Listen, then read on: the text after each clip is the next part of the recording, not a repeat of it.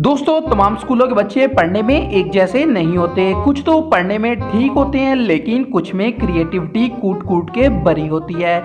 आज मैं आपको कुछ ऐसे ही क्रिएटिव बच्चों के पेपरों में लिखे गए सवालों के जवाब दिखाऊंगा, क्योंकि वो कहते हैं ना कि बच्चों को उनकी काबिलियत से जज करना चाहिए। जी हाँ नाजरीन, आज मैं आपको कुछ ऐसे ही बैक बेंचर से मिलवाने जा रहा हूँ जो अपनी काबिलियत की वजह से दुनिया भर में जाने जाते हैं। सबसे पहले तो हम बात कर लेते हैं नहायती काबिल ज़ीशान अली की, जिसको पाक स्टडी के पेपर में अल्लामा इकबाल की जिंदगी पर रोशनी डालने को कहा गया। तो इसने अल्लामा इकबाल की जिंदगी लफ्ज लिखकर जिंदगी के लफ्ज पर लाइट बना दी। दोस्तों, ये हैं इकबाल के शहीन। अब हम इस इंटेलिजेंट बच्चे की बात कर लेते हैं जो कि अपनी क्लास में इंग्लिश ग्रामर का टेस्ट दे रहा होता है। इसने वर्ड का ऑपोजिट लिखना होता है। सबसे पहले तो गुड का इसने लिख दिया बैड, उसके बाद ब्लैक का लिख दिया व्हाइट, ये तो हो गया ठीक। फिर आ गया ओरिजिनल का, इसने लिख दिया चाइना।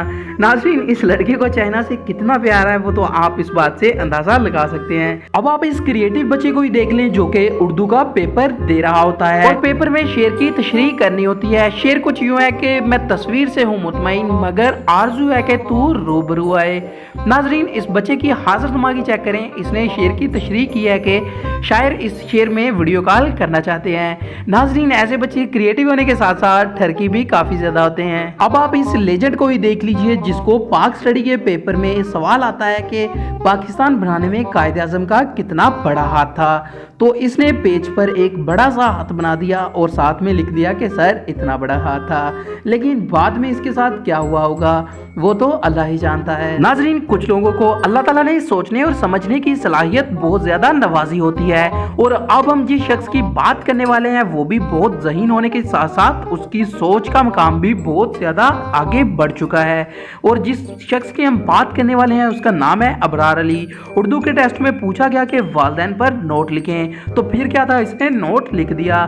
सब्र करें, मैं आपको पढ़ के सुनाता हूँ। हर इंसान का एक अम्मी अबू होता है। अम्मी और अबू को मिलाने से वालिदैन बन जाता है। सिर्फ अम्मी को वालदा और अब्बू को वालद कहते हैं। अब्बू मारते हैं तो अम्मी बचाती है, लेकिन जब अम्मी मारती है तो अब्बू बचाते नहीं और मारते हैं। सबके अपने अपने वालिदैन होते हैं। वालिदैन की मुख्तलिफ अक़साम है, कुछ छोटे कद के होते हैं और कुछ लंबे कद के, कुछ काले होते हैं और कुछ गोरे।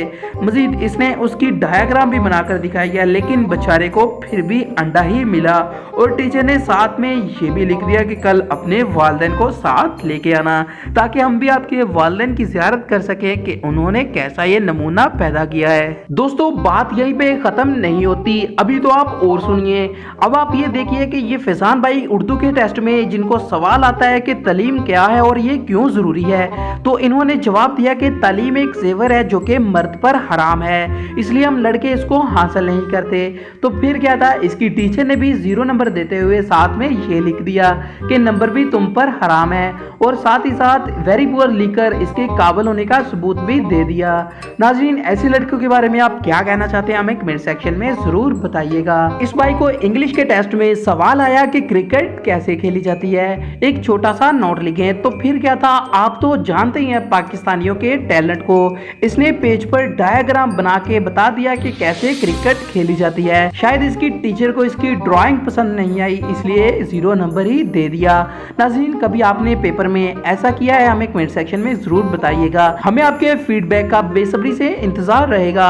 मिलते हैं किसी और वीडियो में, तब तक के लिए अपना ख्याल रखिएगा। ओके, अल्लाह हाफिज।